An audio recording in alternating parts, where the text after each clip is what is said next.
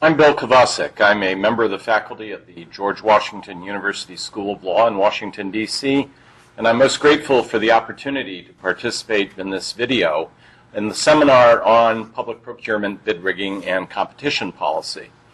Let me start by giving you a bit of my own background and perspective on this subject. I come to it really in four directions. First, as an academic, my areas of interest have included competition law and government contracts or public procurement. I've also served as a public official, most recently for nearly a decade at the U.S. Federal Trade Commission, first as the head of legal services, then as a member of the commission, and for 1 year as the FTC's chair. I've also worked in private practice for a period of 3 years, in which the principal client that I served was a company known at that time as McDonnell Douglas, and I spent the better part of 3 years assisting McDonnell Douglas in selling a variety of goods and services to the U.S. government. What I'd like to do today is to use U.S. experience to explore three things. I'd like to mention why we should care about competition and public procurement, why we should care about bid rigging and what it does to the public procurement system. Second, to talk about what competition policy can do about bid rigging in government procurement. And third, to talk about applications of lessons learned in the United States to new systems of competition law, such as the new system being developed now in Ecuador. And I'll finish by offering you some suggestions about how you can learn more about the topics that I'll be discussing. First, using U.S. experience, why should we care about bid rigging in government procurement? Why is collusion with respect to the sale of goods and services to public agencies a matter of concern?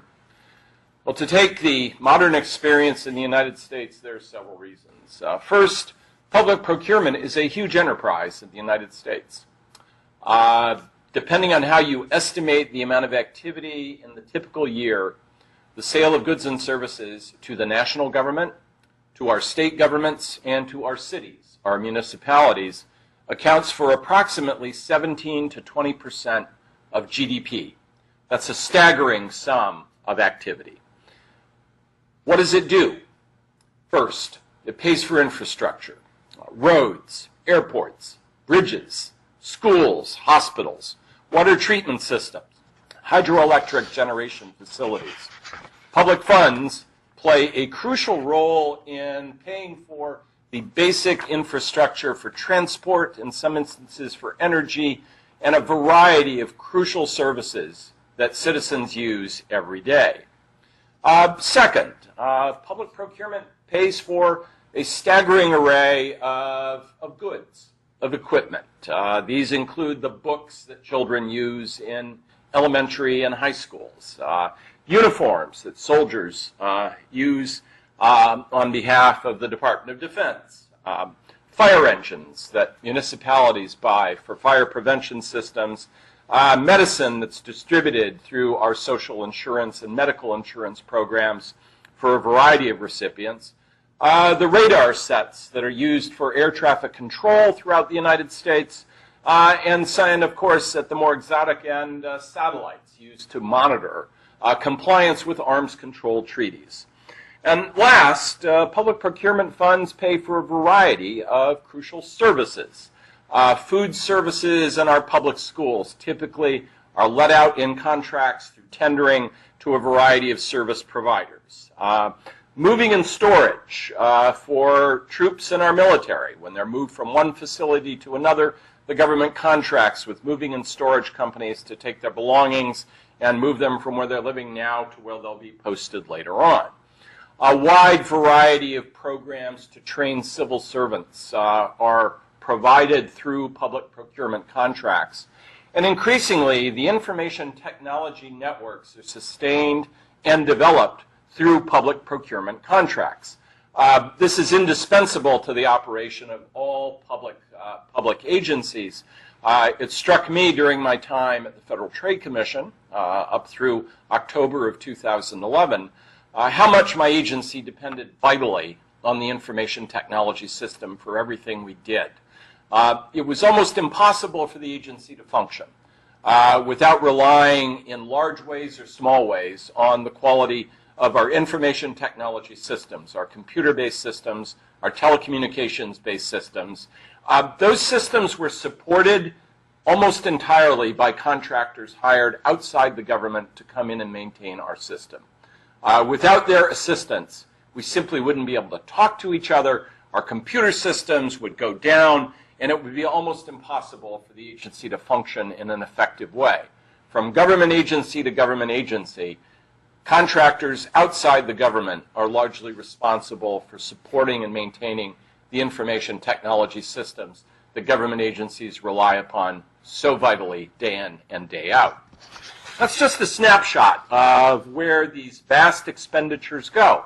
I think it's fair to say that without effective systems to deliver these goods, services, products, key areas of American life would simply grind to a halt.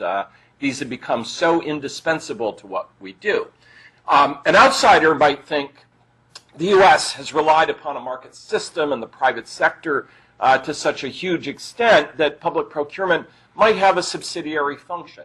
Yet again, I asked you to focus on that 17 to 20% of GDP. That shows how crucial the role of the state is as a buyer of goods and services. That is a vast amount of economic activity, literally trillions of dollars every year. This has become even more important since the financial crisis of 2008. As you're familiar, in the United States, beginning in 2009 coming forward, the United States government has spent literally hundreds of billions of dollars on a variety of stimulus measures to inject vitality back into the economy, to support economic growth and development in depressed areas, and to serve a variety of emergency-like needs related to the financial crisis. So in good times, the circumstance I described before, procurement is absolutely indispensable to the routine administration of a variety of public service programs and the very operation of government itself. But in bad times, since 2008, procurement has been indispensable to the effective outlays that are being made to encourage stimulus and to revive economic performance. To put it another way, there's very little sense in spending hundreds of billions of dollars on a stimulus program if bid rigging, collusion, and other forms of corrupt practices are going to undermine the value of those expenditures. If anything, in hard times, the significance of public procurement grows as the government seeks in a variety of ways to improve economic conditions that have become catastrophically perilous. How does bid rigging affect the procurement process? I've described for you how public procurement plays a central role in American life. How does bid rigging affect procurement in the United States? It's affected it in several ways. The first, and I think most obvious to all of us, it reduces the value that the government receives for its public expenditures. Let's take a vivid example. I live in the state of Virginia. That is the state adjacent to the District of Columbia, the seat of the national government in Washington, D.C. In Virginia in the late 1950s, 1960s, and for the first half of the 1970s, virtually every single public construction project in this fairly significant state was the subject of bid rigging or other collusive schemes by companies that provided construction-related services. To emphasize that again, for a period of nearly 20 years, it was the rare project for public construction that was not affected by a bid rigging cartel. That means, in practical terms, every road, every airport runway, every port facility, every bridge that the state of Virginia purchased was subject, in effect, to a collusion tax. And a collusion tax that resulted in an overcharge by rough estimates of 10 to 30% on every project. That means, in effect, that the effectiveness of every project was degraded by 10 to 30% because the collusive operators who supplied a wide array of construction services overcharged the government by that amount for each project. Cumulatively, this has a dramatic impact on the well-being of the citizens of that state. It meant that the government, instead of being able to build, for example, 3 public hospitals, built only 2. Instead of building 100 miles of highway, built only 70.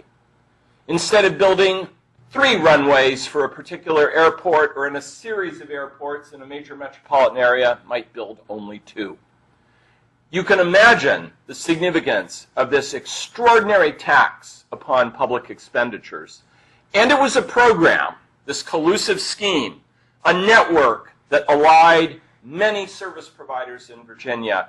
You can imagine the net effect of that over time on the well-being of public citizens. It's as though 10 to 30% of the funds the government spent simply were thrown out the window, with no real benefit to the citizens of Virginia, except those citizens who happened to be part of the companies that ran the collusive schemes. That was not unique. As the Department of Justice would discover, it was increasingly the case that more and more public purchasing programs across a number of states were infected by the same types of collusive schemes. Let me give you another example that involves the provision of milk for school meal programs. In the state of Ohio, for a large number of years, the dairy producers in the state would engage in bid rigging in selling milk through public tenders to the school districts in Ohio, in many large parts of this significant state in the northern part of the U.S., in the Midwest. You can imagine again here a 10 to 30% anti-competitive tax applied by private suppliers for this crucial project, so that virtually every child sipping every carton of milk over a long period of time in many counties in Ohio basically was consuming a product whose price had been artificially inflated by the service providers that sold these goods and services to school districts.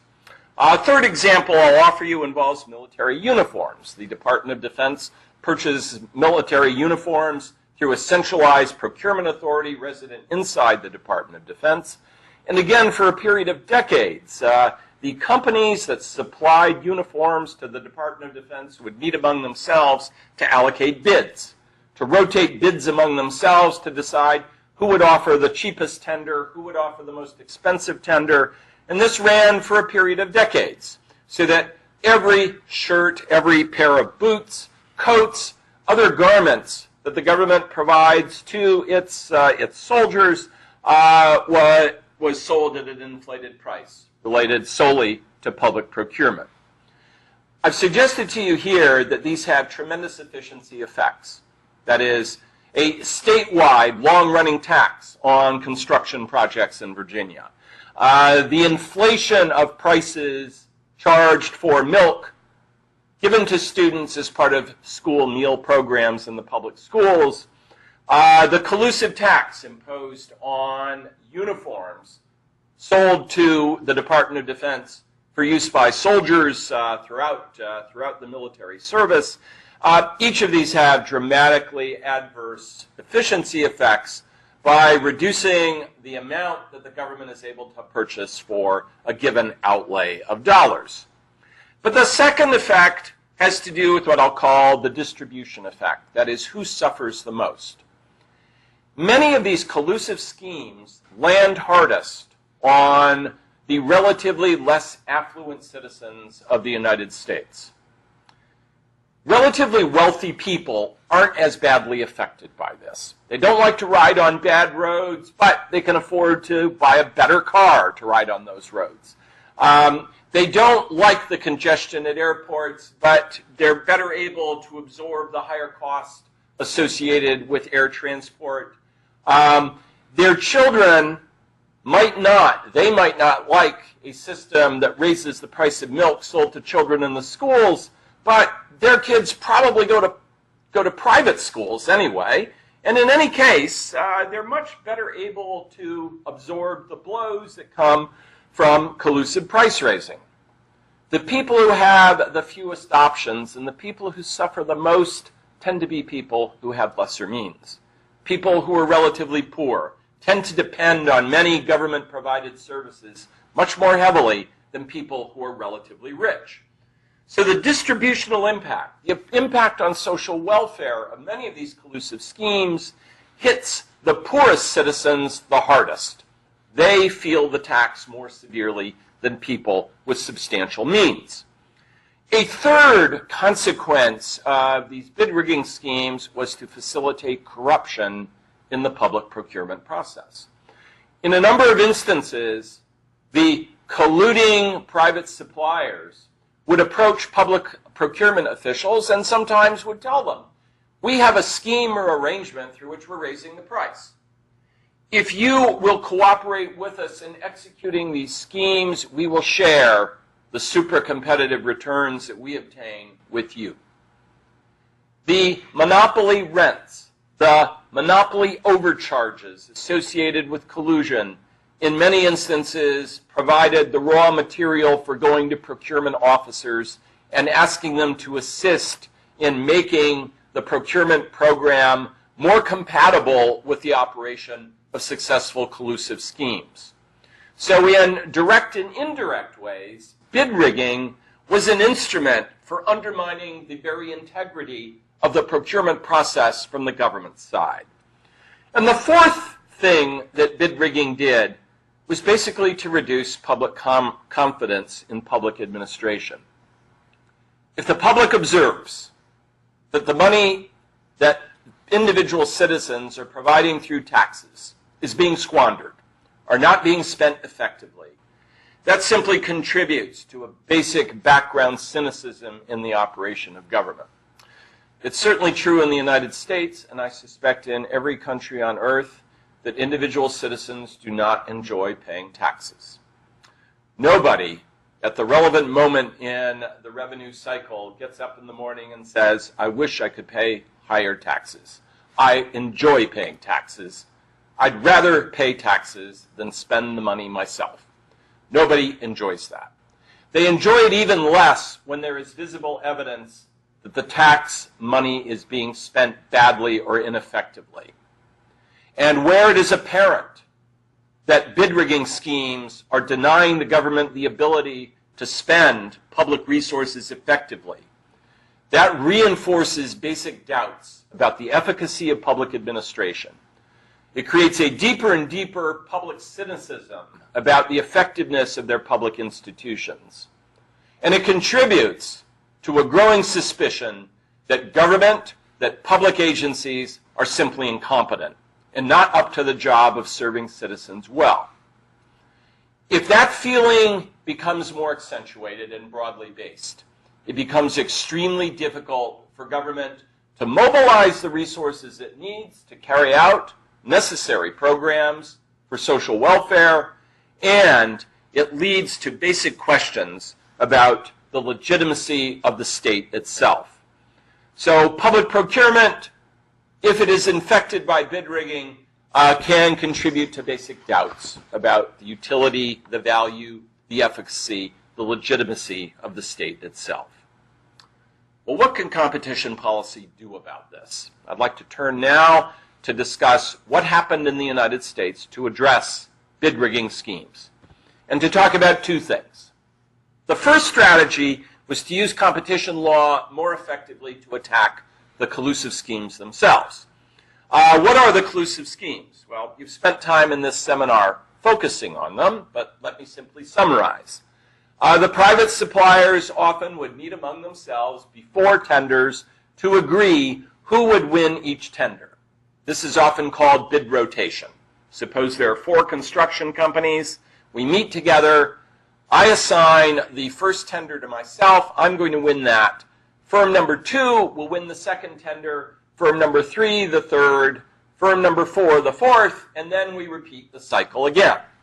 Sometimes we allocate these tenders according to the geographic location that each of our companies operates in, most principally.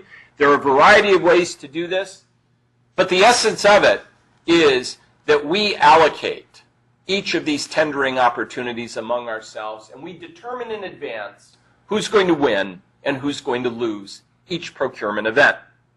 Sometimes as part of this process, we submit sham bids, or we go and find other companies and say, to give the public procurement authorities the illusion that they're getting robust competition, let's have a group of people submit bids that are knowingly inflated that don't have a chance to win.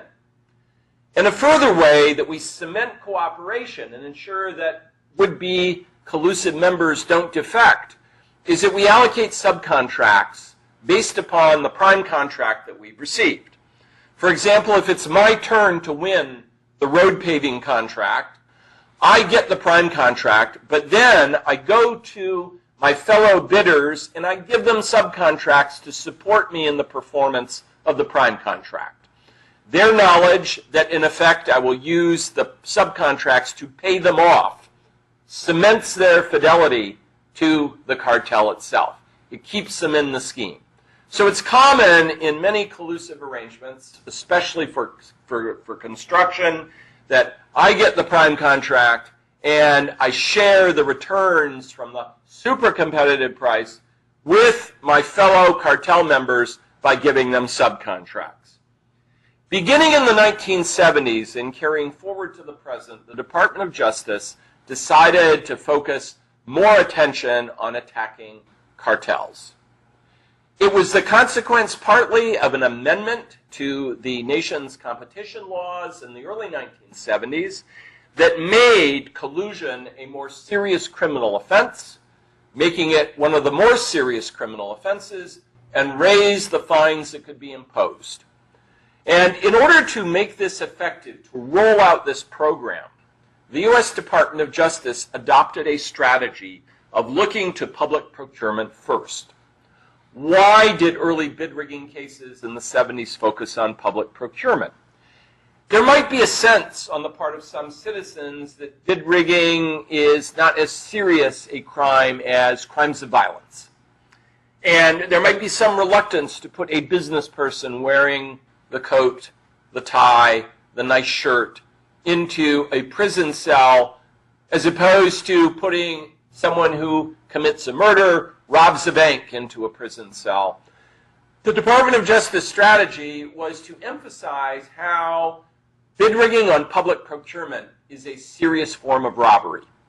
Basically to turn to the court, to members of juries and say, this person stole money from you, stole money from your children by raising the price that schools pay for milk. Your children can't get the milk they need in the school programs because this person charged too much. The roads you drive on are filled with holes. The bridges are falling to pieces because this person participated in a plan to charge too much for construction programs.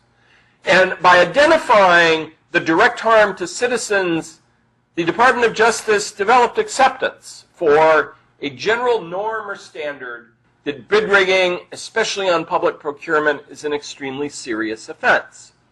And beginning in the 1970s and carrying forward, with a series of further amendments to the underlying statute that raised the penalties for infringements even more significantly, with the adoption of leniency programs that give stronger and stronger incentives to cartel members to inform on each other, the Department of Justice made the prosecution of cartels a core element, perhaps the core element, of their competition law enforcement program. And it's had visible, significant success in apprehending and punishing those who participated in cartels. It's dramatically increased the risks associated of agreeing to rig tendering on public procurement programs. So one part of the strategy was to use the powers directly within the mandate of the Department of Justice to challenge cartels that were aimed at government purchasing officials. The second part of the strategy, though, was to improve the effectiveness of the procurement system itself. Because in many respects, The vulnerability of the government to successful collusion was a function of the way in which the public procurement system operated itself. In many procurement systems, there is a great desire to provide transparency. There's a fear that government officials will behave corruptly, that they'll give tenders to their friends, that they'll take bribes. So there are many safeguards built into the system that promote transparency. A problem is that they have side effects that tend to promote collusion. In the United States, for example, there is a ritual where for every public tender, there is a meeting, there are the participants in the tender, and all of the bids, all of the tenders they have submitted are opened and placed on a table for everyone in the room to observe. And that is designed to create confidence that, in fact, the lowest qualifying tender will receive the contract. The problem with that is that it also is a wonderful device that members of the cartel can make sure that people have submitted the rigged bid or tender that they promised to do in the collusive meeting that led up to the tender itself. It provides a perfect mechanism to make sure what your counterparts bid and to identify deviations. And one bit of advice that Department of Justice and others have given to public purchasing officials is that you might want to find other forms of safeguards that are not designed to, that do not have the effect of facilitating cartel behavior. And there are a variety of other transparency mechanisms that have the same consequence. So one aspect of the Department of Justice program in procurement has been to try to promote reforms to the procurement process itself that remove adverse side effects of transparency devices that make tendering easier for a larger variety of companies. For example, using electronic tendering, where it's a bit simpler to submit tenders, to prepare files that will go to the purchasing authority. That is, to expand the range of participants in the process. By expanding the range of participants, you make it more difficult and complex to run a cartel. In all of these ways, one focal point of attention has been to improve the procurement system itself, to build in safeguards that make it harder for effective collusive schemes to be carried out. And focusing again on what cartels have to do, they have to reach a consensus. They have to detect deviations from the consensus, because individual cartel members might be tempted to cheat, to cut the price a bit and then get the entire contract. And they have to find ways to punish each other in the procurement system or by other means if they detect a cheater. The government's, the Department of Justice message to procurement agencies has been there are a variety of techniques you can take in designing the procurement process that make it harder for cartel members to do this. And least of all, should the government be in the position of allowing its policies, in effect, to serve as the means that cartel members detect who's cheated and by how much. The second element of this cooperation has been to enlist public procurement officials to be the eyes and ears for the Department of Justice in prosecuting cartels. The Department of Justice has given for many years courses, training programs for the procurement officials to say, here's what to look for. If you are buying a product or service on a repeated basis over a large period of time, you should keep track of who wins, because you may identify suspicious patterns in the winning tender. Is there a noticeable pattern that suggests that the winning tender is being rotated among a stable and predictable collection of service providers? Have you noticed that for certain tenders, it happens to be a company located in a specific geographic region that always wins? Companies outside the region bid, but only the company inside the region wins. That can also be suggestive that there is an agreement among them that they will win the tenders in their main geographic areas of operation, and others will submit sham bids to give the illusion of competition for tendering. And it is possible through a careful observation of what takes place in actual tendering, by keeping good records on who won, who lost, to detect patterns over time, to look sometimes at the bidding documents themselves, the tendering documents. Over time, collusive cartel participants become more clever in the way in which they function in cartels, but sometimes they're very careless. In several famous episodes in the United States, the procurement authority noticed that in the bids that were submitted, they saw the same typographical errors in each bid. And that suggested very strongly that that pattern of similarity was not the result of cosmic choice. That was a conscious design where firms were told, insert this provision into your tender, and they all use the same provision. So sometimes by examining the tendering documents, you can observe and find striking similarities, especially with these typographical errors that point, I think, unmistakably to the likelihood that the firms in question agreed about how those documents would be filled out. Indeed, in a number of instances, the tendering parties will assign or delegate to one of their members the task of filling out all the documents for all the firms. They each sign the document, but one firm will prepare them all, and sometimes that firm will put in the same language in each document with the same mistakes. So by observing and studying patterns very carefully, watching what happens, it's possible to identify in a number of instances circumstances or behavior that strongly suggests collusion. Sometimes just watching the tendering process itself can be informative. One case in the United States involved an instance in which there was a tender, and the official noticed that when the firms that were tendering left, they all piled into the same taxi cab, even though there was a rank of many taxi cabs available, and noticed that this happened on a regular basis, started to pay attention to these people. Noticed that one night before a tender, going to a local hotel for a social occasion, there were the tendering parties having dinner together, and then afterwards piling into the taxi to leave together. Again, by making public procurement officials aware of specific patterns, by making them basically better monitors and observers, they can be in the position to work side by side with the Department of Justice, with the Public Competition Agency, in identifying collusive schemes and challenging them.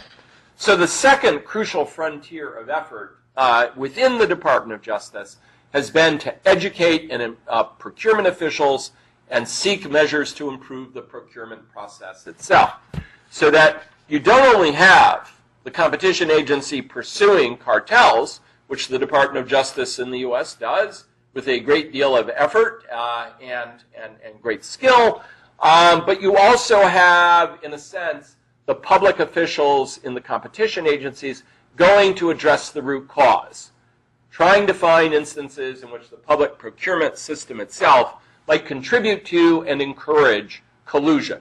And by removing those types of practices or modifying them, it may be possible to find ways to enlist the government purchasing agencies themselves in reducing effective collusion.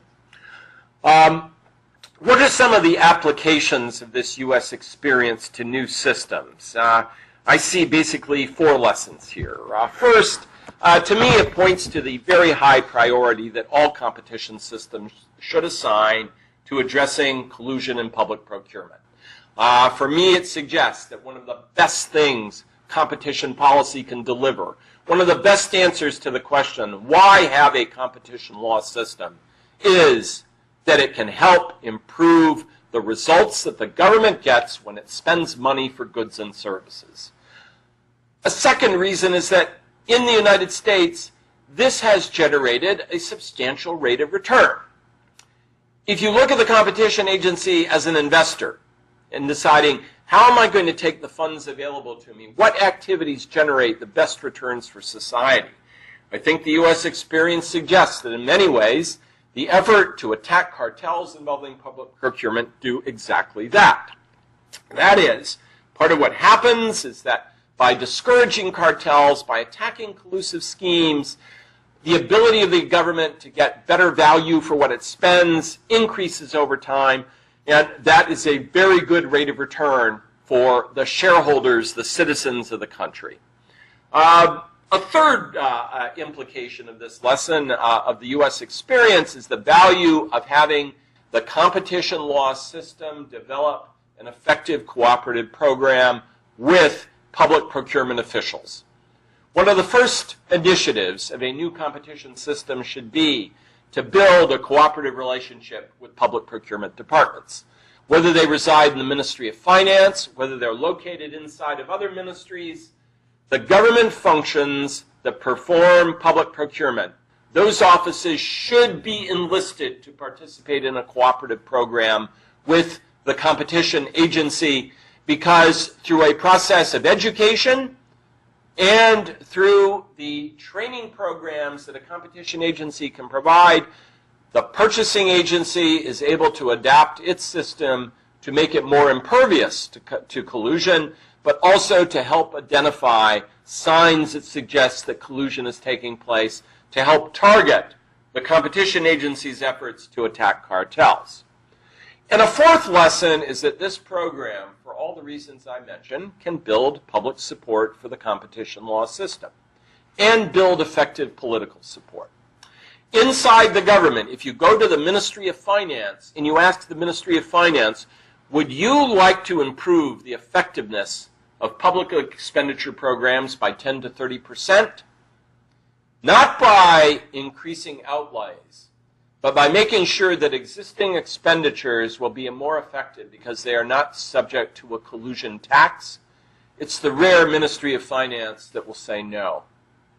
What you've essentially told the Ministry of Finance is, with the same level of expenditure, we can get better results. And in some areas, we can get dramatically better results. Would you like to be able to buy 4 hospitals for the sum that you are spending now to buy 3? Would you like to be able to build 2 airports for the sum that you're now spending to buy 1? Would you like to be able to feed meals every day in school to 10,000 children rather than 7,000 that you're feeding now without increasing the amount that you're spending? It is the rare finance ministry or Ministry of the Economy that will say, we don't care.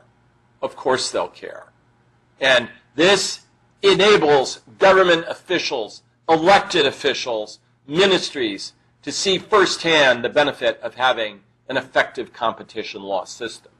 And at a time when all governments are pressed to do better things with the same amount of money or less money, that message, I think, has powerful political attraction. But the second respect in which it builds support is with the citizens of the country themselves. Competition law can be a bit abstract. Notions of what a relevant market is. Is there market power? What is bad behavior by a single dominant firm? These can be pretty esoteric. And citizens might not care directly and immediately about a merger in an intermediate industrial goods market that, for example, combines 2 producers of compressors that are used for oil or natural gas pipelines to move oil or natural gas through the pipeline. Too esoteric, not particularly interesting. But citizens understand if their roads are bad. They understand if their kids get meals in the schools. They understand if they can't afford medicine or can't receive medicine to be provided through a national medical insurance or social welfare program. They understand very clearly when their sons and daughters who are in military service can't get boots or coats that they need to clothe themselves in support of their country's work. In these and other ways, citizens know firsthand that the quality of services they receive either is improving or not improving. And if the competition agency can put itself on the side of a program that makes the value that citizens get for the taxes they pay, makes that value go up, the competition agency has aligned itself with a basic positive impulse that will cause citizens to respect and, in fact, to approve the operation of the competition system. In short, whether you're sitting in the Ministry of Finance, whether you're sitting in your home or your flat as an individual citizen, you're rooting for measures that enable the government to get a better value, to buy more at better quality for a given level of expenditures. Who is going to stand and oppose that except perhaps the cartels? And who's going to hold a parade for the cartels? Not the citizens, not the public agencies that have to spend these funds. How can you learn more about these topics? Let me suggest a couple of things you can do if you want to pursue these in more detail, and indeed, not only to look at some of the conceptual rationales, to look a bit more at U.S. experience, but the experience of other countries, and last, to identify very useful practical techniques. On the larger conceptual foundation, Rob Anderson at the WTO and myself published just 3 years ago an article in the Public Procurement Law Review titled Competition Policy and International Trade Liberalization, Essential Complements to Ensure Good Performance in Public Procurement Markets. This appears in the 2009 edition of the Public Procurement Law Review, number 2, and the article starts on page 67. Rob and I lay out many of the conceptual arguments for having a robust competition policy program focused on procurement. Second, I want to recommend to you a volume called The Economics of Collusion, Cartels and Bidding Rings, authored by Robert Marshall and Leslie Marks. This is published by MIT Press in 2012. This volume is an enormously practical examination of how cartels form, how they function, how they abuse, among other things, the auction and tendering mechanisms that public procurement agencies use, and very detailed practical safeguards that public purchasing agencies can use to defeat cartels. In short, what they do in a very readable and very comprehensible way is spell out how cartels operate and how they can be stopped. And the third is a volume called Handbook of Procurement. It's edited by Nicola Dimitri, Gustavo Piga, and Giancarlo Spagnuolo. It's published by Cambridge University Press. Handbook of Procurement, published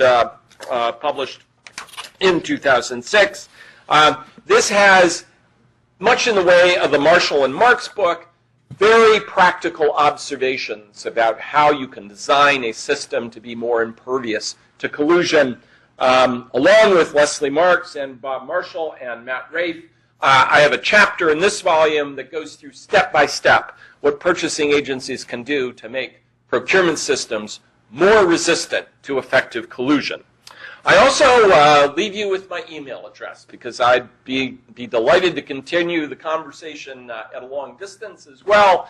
It's wkovacic, W-K-O-V-A-C-I-C, at law, L-A-W, .gwu.edu. wkovacic at law.gwu.edu. I'd be most pleased to address questions from a distance or to continue the discussion about this topic. Thank you very much for the opportunity to join you in the seminar, long distance, in order to talk about this most important and valuable ingredient of competition law. Thank you.